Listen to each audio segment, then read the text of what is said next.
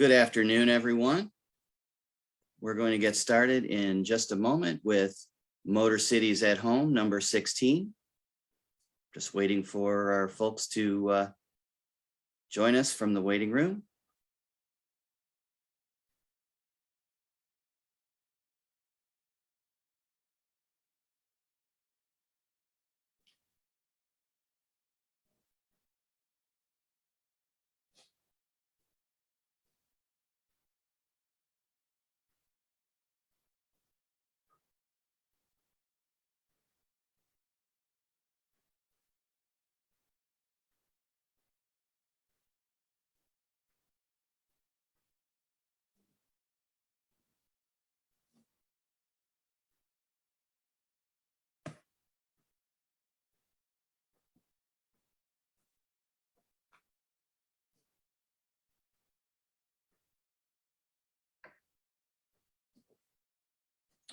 Good afternoon, everyone.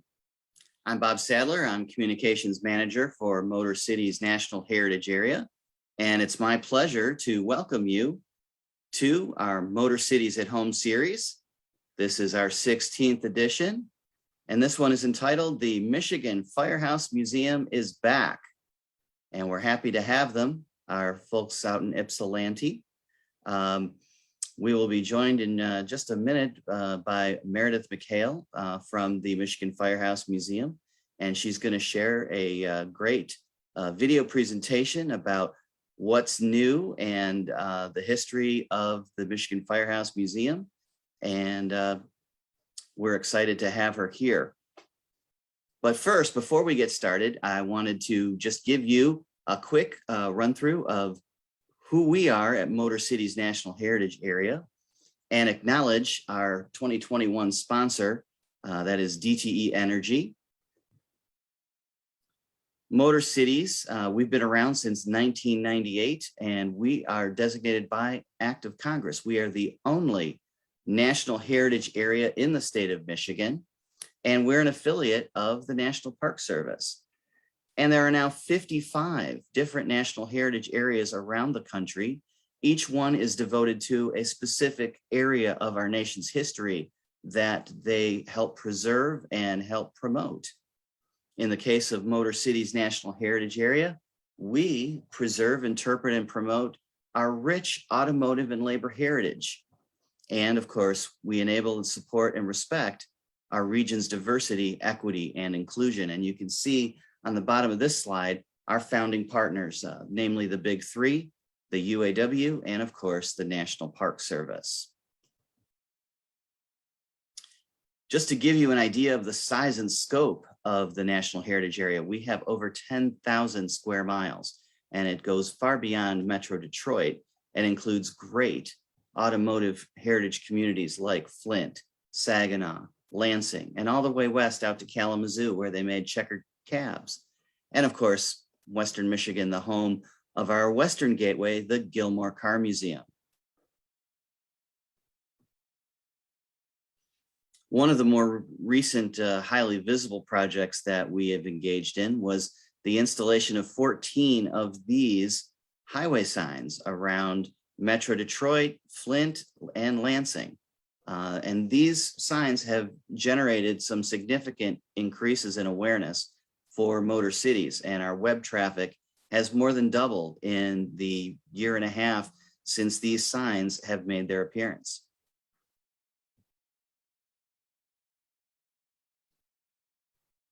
If you are all not already familiar with us, you can find us in a number of places, including our motorcities.org website.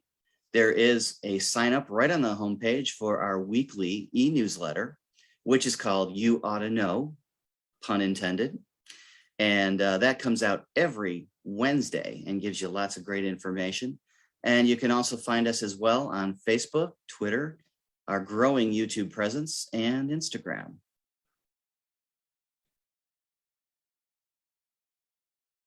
We have a big event coming up, and we'd love to have as many of you that are on this join us on Sunday, September 19th, for our first ever Explore Motor Cities Road Tour. We have 11 of our partner attractions, including the Michigan Firehouse Museum, participating. The idea behind this event is visit as many of the participating attractions, sites, museums, and get your passport stamped. And when you get to the final destination, which is the Automotive Hall of Fame in Dearborn, you will get a ticket for a drawing for every stamp you have in your passport book. So if you visit 3 places that day, you'll get 3 chances in our drawing. And right now we have prizes from each of our attraction partners that are participating. Plus we have a grand prize of 2 passes to the American Speed Festival, which is coming up September 30th and October 1st out at the M1 Concourse in Pontiac. And that promises to be a great event for all you automotive enthusiasts out there. So get on the website. There's a link right on the homepage, a tab to explore MotorCities Road Tour, and register now and be part of this cool event that's coming up next month. And if you like what you hear and you want to become a member, there are privileges attached to that as well. Join us at motorcities.org/membership. We have both museum store and admission discounts that are associated with our membership. So become a member. They start, levels start as low as $20. Or if you just want to support us, you can go on PayPal and make a donation at any time.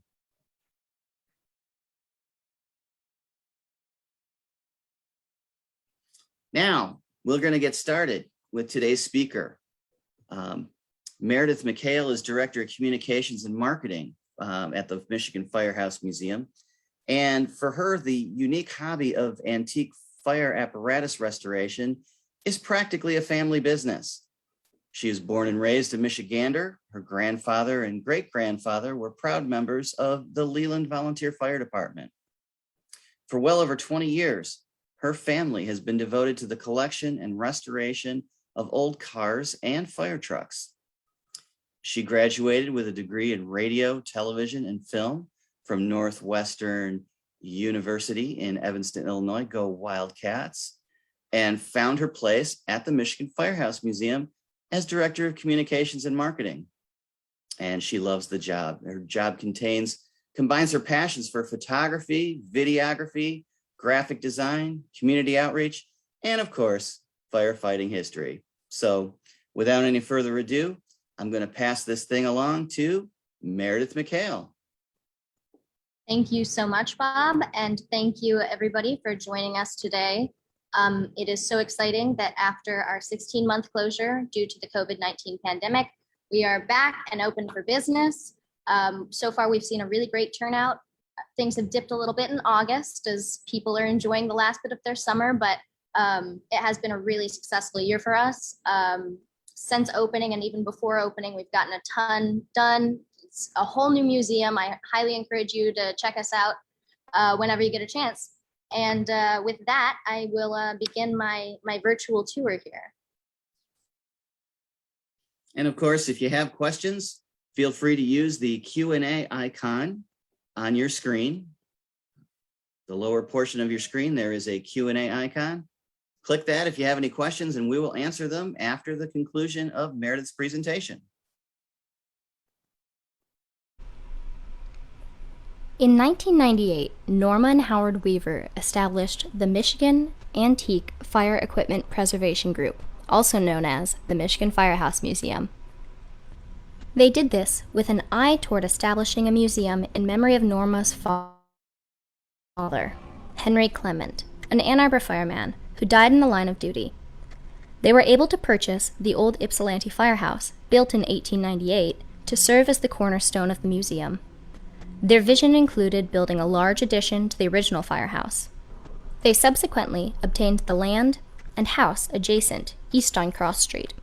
The house had to be demolished before construction of the museum could begin. In the winter of 2001, before demolition began, the Ypsilanti Fire Department, together with units from the Ypsilanti and Superior Township Fire Departments, used the house for a training burn. Demolition followed during that winter and early spring. Groundbreaking for the new addition was on May 16, 2001. By 2002, the museum was ready for its grand opening. The maintenance and restoration of the 1898 original firehouse has been a continuing process, and completed projects have included restoration of the apparatus doors, addition of old display cases, and the restoration of the kitchen area, sleeping quarters, and offices on the second floor, in addition to many others.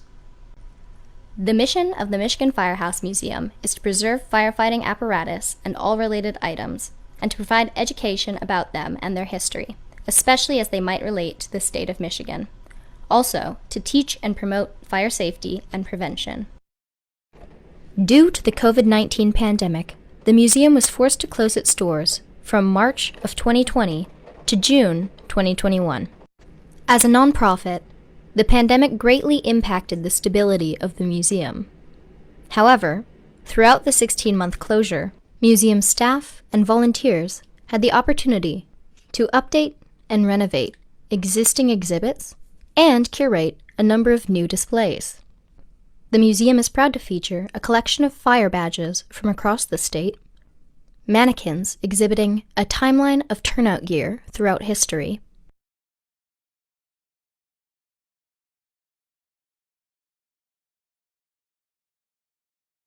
a display case dedicated to telling the history of women in firefighting,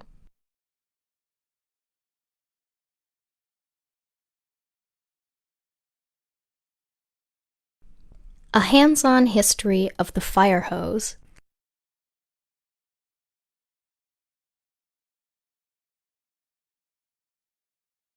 a how-to guide for kids and adults who dream of one day becoming a firefighter,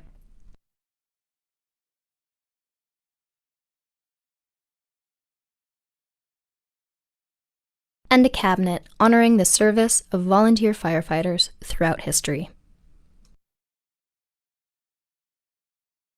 In an effort to teach some of our younger visitors about fire safety and prevention, I established the Michigan Firehouse Museum TikTok page. Here's an example of one of our recent posts. This will probably get taken down for adult nudity, but here's a quick time-lapse of Dave and I setting up a mannequin for our new Detroit Fire Department clown exhibit. Confused? The Detroit FD Clown Team was established in 1938 to educate fire safety in a fun and kid-friendly way. They're best known for the burning clown car routine they perform at the Thanksgiving and St. Patrick's Day parades. These vintage clown costumes are on loan to us thanks to the generosity of the DFD. Follow us for more clowning around and fire history facts.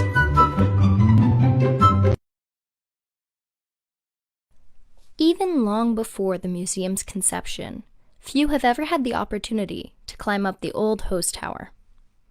For decades, its only residents and visitors have been generations of bat families. The tower was erected as part of the 1898 firehouse for the purpose of drying out fire hoses to prevent deterioration.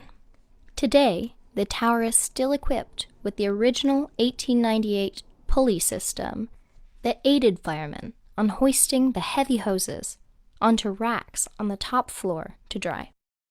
To say that it was grueling work would be an understatement. Climbing the ladder all the way to the top of the tower with 50 pounds of fire hose on their backs proved to be yet another example of the unbelievable strength and heroism of these firefighters. In addition to the number of fully functioning fire engines on our main floor, the museum is an educational treasure trove with a wealth of information to offer. For those who prefer video summaries, we've recently introduced QR codes that can be scanned to link visitors directly to TikTok and YouTube posts about the exhibits. Hey friends, welcome back to the Michigan Firehouse Museum. Let's do a little trivia to test your fire safety knowledge. Question 1. How many classes of fire extinguishers are there? I'll give you a couple of seconds to think about it. Did you say 3? Because if so, you're wrong, you silly little pickle. There are actually 5 classes of fire extinguishers, A, B, C, D, and K. The most common fire extinguishers are ABC powder extinguishers, which are recognized for being the most versatile. These extinguishers will suffocate Class A fires, freely burning combustible solids like wood or paper. Class B fires for flammable liquids and gas, and Class C, energized electrical fires. Class D extinguishers are used for metallic fires like titanium, zirconium, magnesium, and sodium. Can you guess what a Class K fire extinguisher is for? K stands for kitchen. Never ever try and put an oil or electrical fire out with water. Due to safety hazards, there are a few locations within the Michigan Firehouse Museum that must remain closed to the public. Today, I have the privilege of taking you into the attic. The irony of a firehouse catching fire is palpable. This historic firehouse caught twice, once in 1901, just 3 years after completion, and the second in 1922. The charred attic walls are a fascinating reminder of what it used to be used for: hay storage and the hay chute. Fortunately, at the time of the event, firefighters were not far away. Therefore, they managed to preserve this little glimpse into the history of the old Ypsi fire station.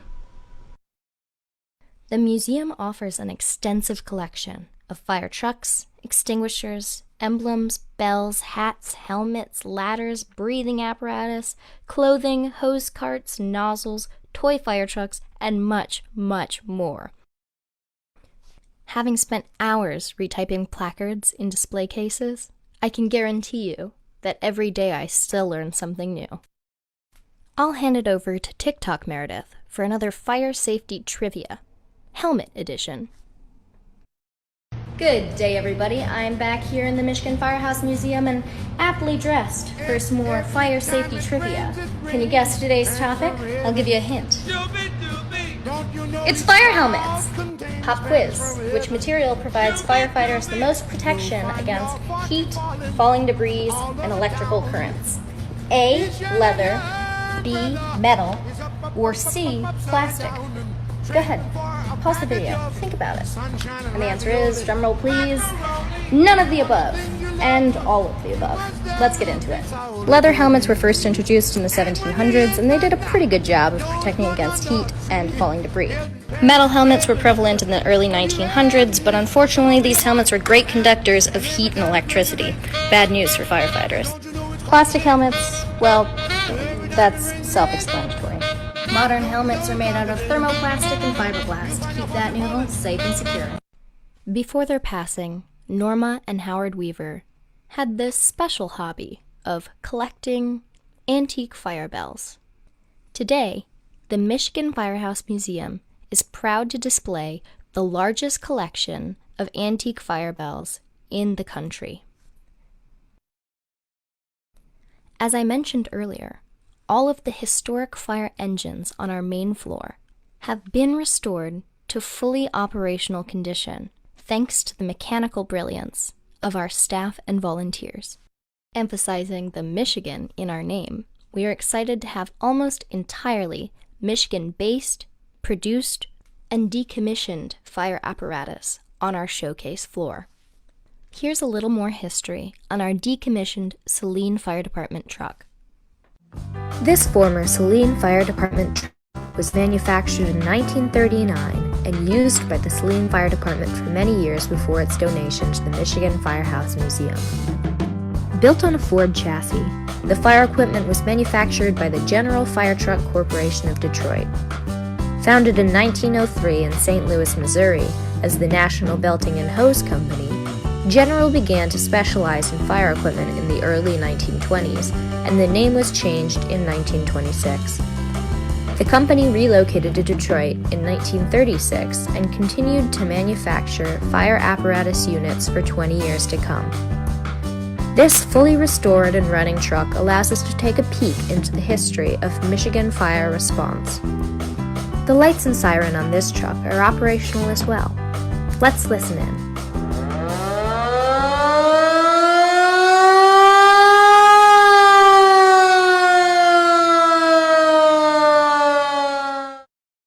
The Michigan Firehouse Museum is proud to have a collection to interest everyone.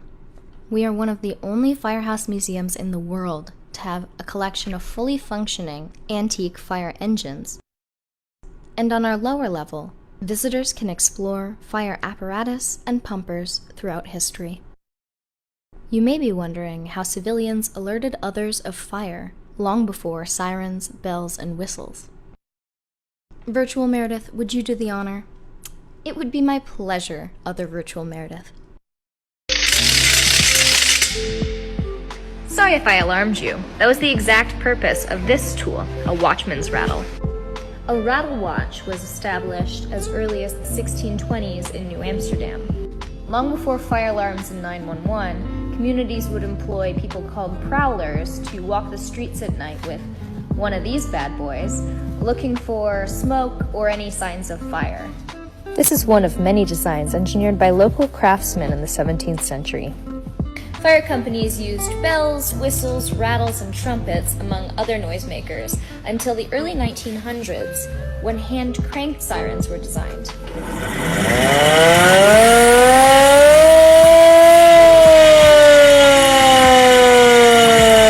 Follow us for more fire history, facts, and fun. If all of that wasn't quite enough to whet your appetite, let's take a trip up to the mezzanine, where we can look at fire truck miniatures and the museum's Smoky Bear collection. Hey friends, welcome back to the Michigan Firehouse Museum. Today I want to talk about the longest running public service campaign in the United States, Smoky Bear. The campaign to prevent forest fires started as a wartime effort in 1941. After Pearl Harbor, Americans began to fear the possibility of war-caused wildfires. Due to the number of men fighting overseas, many communities were left without experienced firefighters. Thus, propaganda was created linking fire prevention with the national war effort. It wasn't until 1944 that Smoky Bear was created. Earlier that year, Walt Disney lent Bambi the deer to the Forest Fire Prevention Campaign. The Bambi poster was a success, and soon Albert Stahl finished the first poster of Smoky Bear, the Forest Service's own firefighting animal spokesperson. The Michigan Firehouse Museum is proud to have one of the largest Smoky Bear collections in the United States. Be sure to follow us for more fire safety facts and fun. As part of our mission to highlight Michigan firefighting history, we are thrilled to have acquired Ann Arbor's 1928 American LaFrance. In its new home in the old firehouse, it is accompanied by our oldest fire engine, a 1917 American LaFrance ladder truck, and a telegraph fire response system used through the 1800s. For much of the past month, the old bunkhouse and kitchen were closed to the public due to some much-needed restoration. With the ceiling tiles replaced, visitors can now once again experience the life of first responders throughout history. We've also restored the washroom attached to the bunkhouse with the original 19th century appliances. For more information on a significant invention of this time period, I'll once again turn the mic over to my online alter ego. Good afternoon, TikTok. Welcome back to the Michigan Firehouse Museum. I'm your tour guide, Meredith McHale, and today we're going to be sliding through the history of the firepole. It's fake. That would be a safety hazard. Now, if you've seen some of our other content, you might remember that in ye olden days, they didn't have fire trucks. No, they were pulled around by these bad boys. Now, fire horses were a great resource. They were strong, they were fast, but they weren't necessarily smart. Until the late 1800s, bunkhouses were connected to the main floor via spiral staircases. Why spiral, you ask? Because horses can't climb them. And yes, they would otherwise. Quite a shock for the sleeping firefighters. Now, of course, the spiral staircase is an inefficient method to get up and down stairs. So you see where I'm going with this. Now, in 1870, this man named David B. Kenyon was the chief of Chicago's first all-black firefighting company. Mind you, the chief was always white because we still live in America. So here's the scene. David Kenyon sitting watching George Reed and a couple of other firefighters hoisting hay bales up to the third floor. And they do this using a temporary pole put in place from the first floor. Now, alarm goes off George Reed instinctually hops on the pole and slides his way down, making it there significantly faster than any of the firefighters coming from the second floor, because they're going down that long staircase. Bada bing, bada boom, Kenyon has his eureka moment and commissions the first fire pole to be installed in Company 21's firehouse. But it was wood and covered in like wax and stuff. It looked nothing like this. Now, this invention was unusual, unorthodox, and received a lot of backlash from other racist companies in the city. But those Debbie Downers ate their gosh darn words when Company 21 very quickly became the fastest emergency response crew in the country. In drills, the crew could go from their bunks upstairs to a fully hitched and mounted rig in 11 seconds. It takes me like 30 minutes just to get out of bed. A decade later, in 1880, the first brass fire pole was installed in a Massachusetts department. Sorry about that, minor asthma attack, I'm back. So 1900, Company 21 was finally rewarded and acknowledged for their heroism, tact, efficiency, speed, general kick-buttery, and the fire pole was ubiquitous for the next century. Hey, if you liked this video, follow us for more fire history facts and asthma attacks. If you've had a chance to check out our website in the last couple of months, you may have noticed a few changes. Since March, we've been partnered with a local web design company to reimagine and modernize our web presence. We launched our new site just before our grand reopening celebration, and we are happy to announce that we are no longer living in the 2009 internet era. One of our newest additions to the webpage is our events and tours menu. As we work to update and beautify our lower level, more event and rental information will become available. Encompassing 26,000 square feet, the Michigan Firehouse Museum is an event space like none other. Equipped with the historic fire apparatus you've seen so far today, and the capacity to host up to 300 guests, the museum is a sight to behold, and quite the conversation starter, if we do say so ourselves. For more information regarding our rental spaces and event pricing, please visit our website or email info@michiganfirehousemuseum.org with inquiries.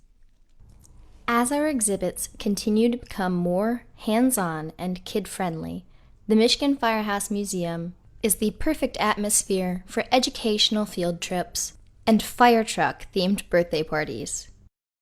Having introduced our new logo and merchandise, it should be noted that members of the museum get a discounted rate on all of our gift shop inventory, as well as waived admission. Starting at just $25, your Michigan Firehouse Museum membership would help us restore the 1898 firehouse, maintain our vast collections of antique memorabilia and firefighting history, and further our mission to teach and promote fire safety. Our current hours of operation are Thursday through Sunday, 12 p.m. to 4 p.m. Please check the calendar on our website before your trip to confirm that we are not closed for a private event on the day of your expected visitation. While masks are not currently required by the state of Michigan, the number of confirmed COVID cases has skyrocketed in the past couple of weeks. We ask guests to please practice social distancing from others, utilize the hand sanitizing stations located throughout the museum, and stay home if you or anyone in your party is feeling sick or exhibiting COVID-19 symptoms. Finally, for additional mini tours you can enjoy from the comfort of your own home, follow us on TikTok and YouTube and our other social media pages to stay updated on Michigan Firehouse Museum news, events, and fire safety know-how.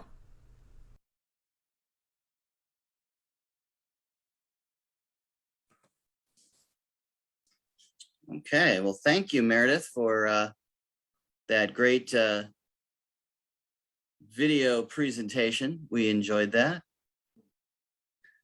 Yeah. It's I hope time that- for, I'm sorry, go ahead. I hope the technicality all worked out. Yeah, well, I had my own glitches myself. My My computer completely froze up, and I had to hard shut and log back on. And luckily, your video was still going on. So Wonderful.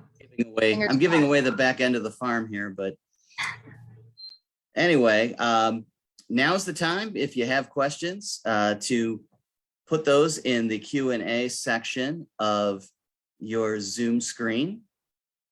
And in the meantime, I would like to ask, I know I missed a little bit, so did you mention your current hours that you're open to the public for the Michigan Firehouse Museum toward the end of that?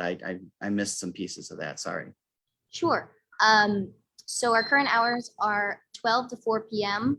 On Thursdays through Sundays. And we are also available for tours and events pretty much every day of the week, as long as we check our calendar beforehand and reach out to us. Okay, excellent. And I'm wondering, do you have any specific special events or things coming up that you would like to mention? Yes. So unfortunately, because of the pandemic, we had to cancel our fire muster again this year, which is one of our favorite events. It happens almost every year except for recently in Riverside Park, right down the street. But in its place, the first week of October is Fire Prevention and Safety Awareness Week, something along those lines. And we will be doing an event to celebrate that. We're going to have a Touch a Truck event in early October where you can stop by the museum. It'll be outdoors, so hopefully it'll all be very COVID safe. And climb on a truck, get your picture taken. We'll also be having our Stop, Shop, and Stroll event at the same time instead of Stop, Drop, and Roll. I know. But that is a kind of a garage sale type event to help reduce some of our excess inventory so that we have more space for future collections. Okay, excellent. So what were some of the challenges, not just during the pandemic, but it sounds like you were quite busy during the time that you were closed and refreshing, and but what were some of the challenges in doing all that work? Well, I stepped into my position in February, and before that I was doing some content creation for the museum. And like I said, I've been unpaid working for the museum since I could walk, because that's my family history. But coming into the museum in a full-time position in February was, obviously just, we hit the ground running. It was kind of nearly a full staff changeover at that time. And there was so much to be done. It did offer us the opportunity to take all the glass display cases, take the glass out of all of those on the main floor, which we can't just, open them up and clean them off. We needed professionals to come in to remove it. We retyped all of the placards using our new logo, fixing any typos, updating things that were printed in 2010. And that's the first time that any of that's happened in probably a decade or more. So that's been really exciting, for one. In addition to that, we were obviously working on our social media presence, our web presence, redesigning our website, which has been exhausting but very rewarding. And of course, installing all of these new displays, restoring all of our trucks to fully operational condition.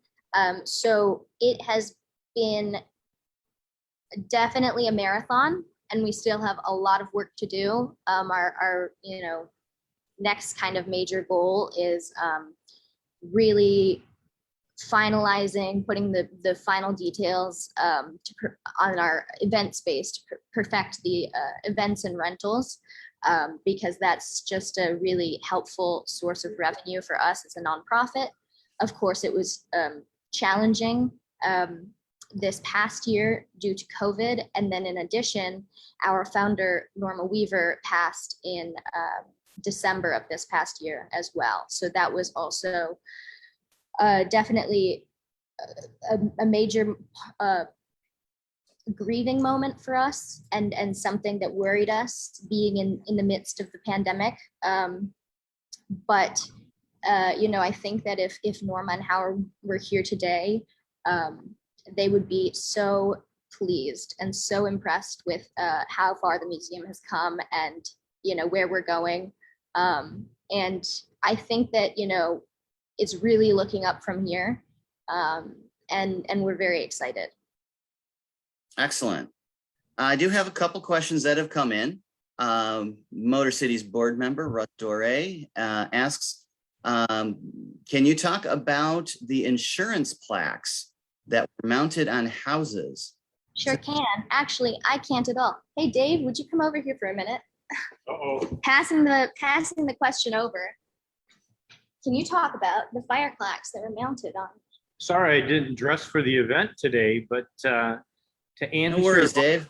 Introduce yourself. Hi, I'm Dave Egler, and I'm the curator for the Michigan Firehouse Museum. I'm actually the interim director of operations also, and that kid you've been talking to the whole time is my daughter, or I'm her dad, however you want to look at it. But well, yeah. So the question is from Russ Doré. Can you talk about insurance plaques that were mounted on houses?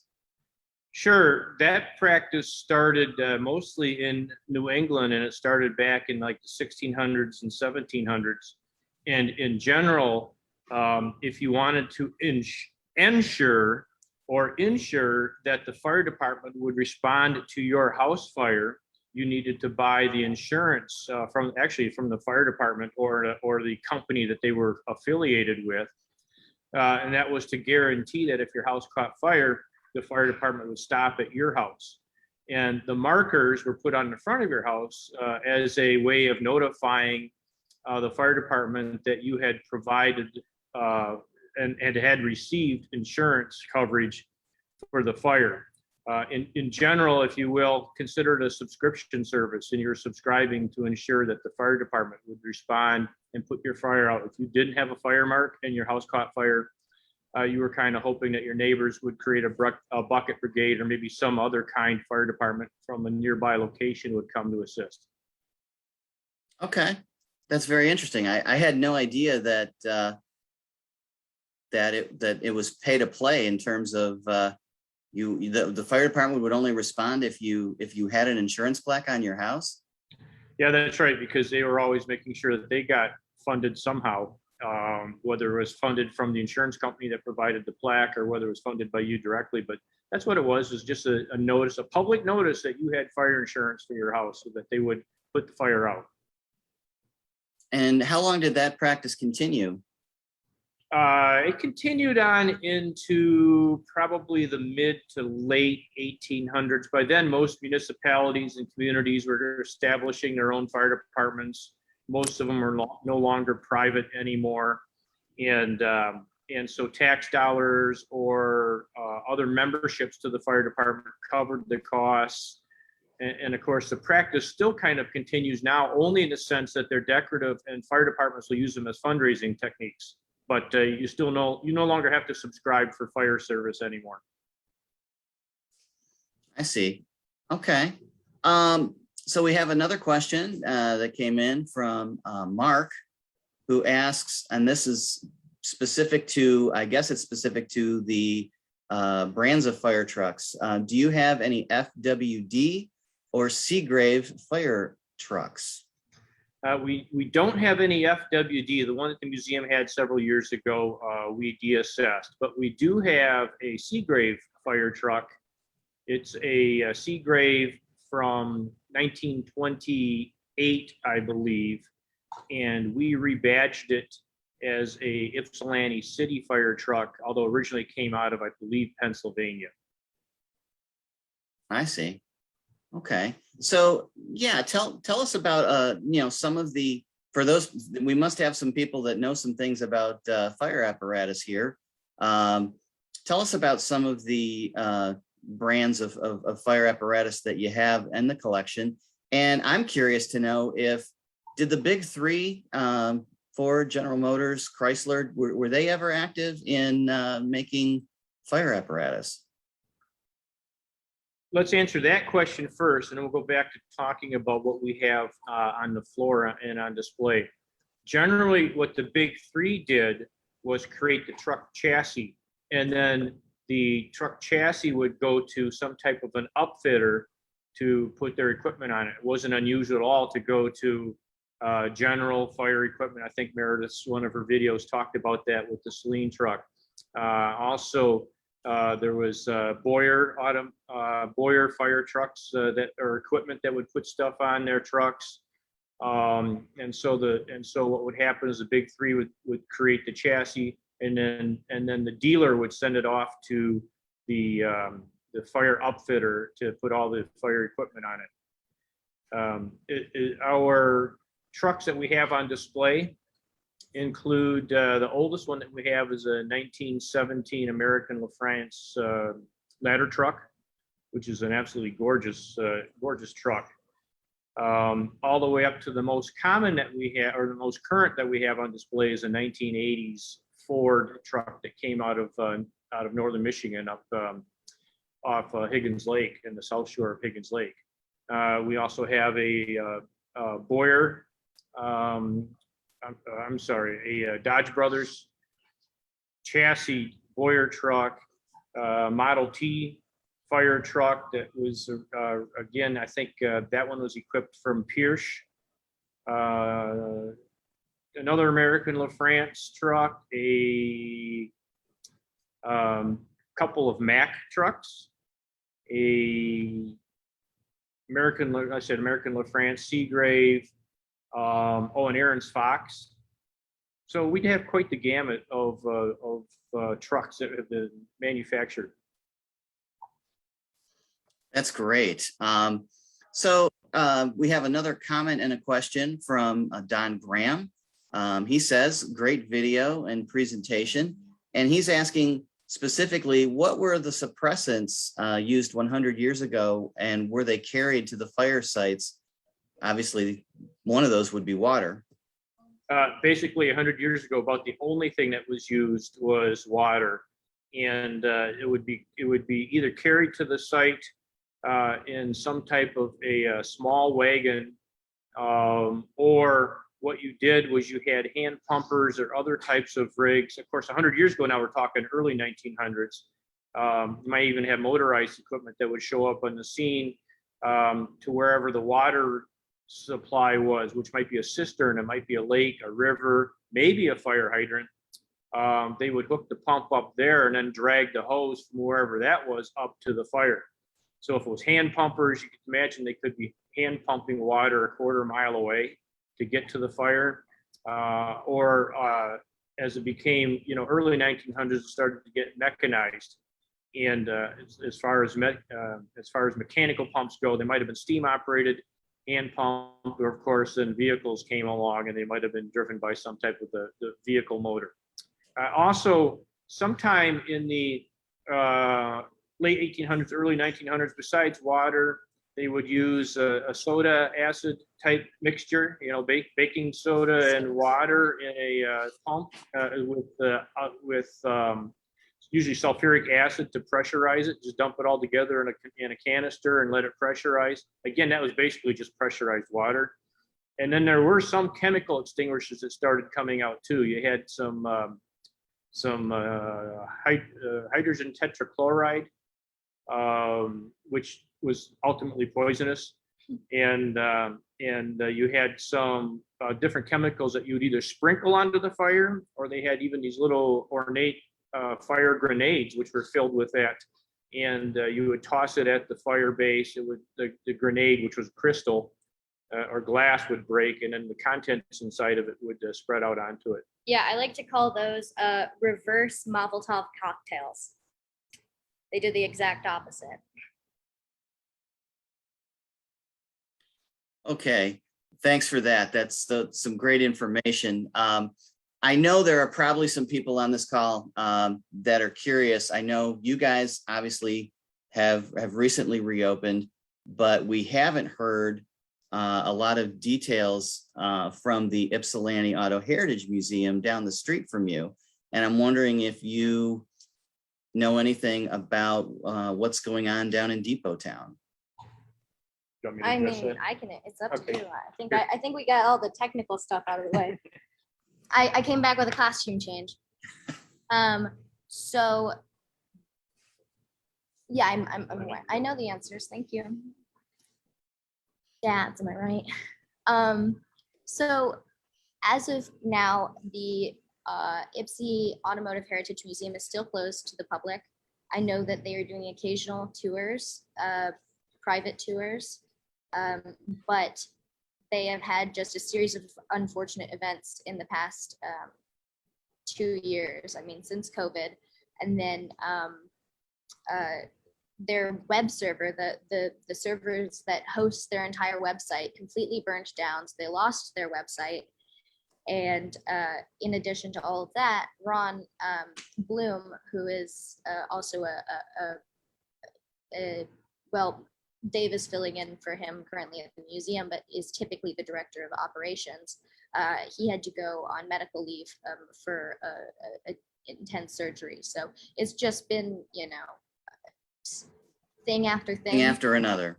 Yes, and so hopefully we'll be seeing a turnaround for them soon.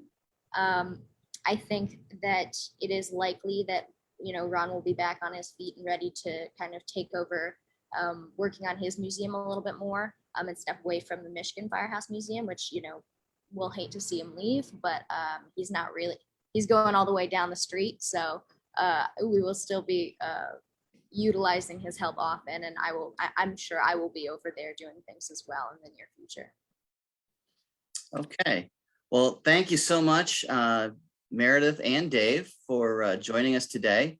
I want to bring some things to the attention of our viewers before we close. We do have our next MotorCities at Home presentation, which will be number 17. That is going to feature our attraction partner, Meadowbrook Hall. And that is coming up on Wednesday, October the 27th. So stay tuned for that. We will have more details and registration link coming up very soon at our website, motorcities.org. And of course, you know, you click the tab, MotorCities at Home, and you'll go right to that page and be able to get all that information. So thanks so much for joining us today. Again, thanks to Meredith and Dave from the Michigan Firehouse Museum in Ypsilanti. And we will see you soon, and have a great Wednesday.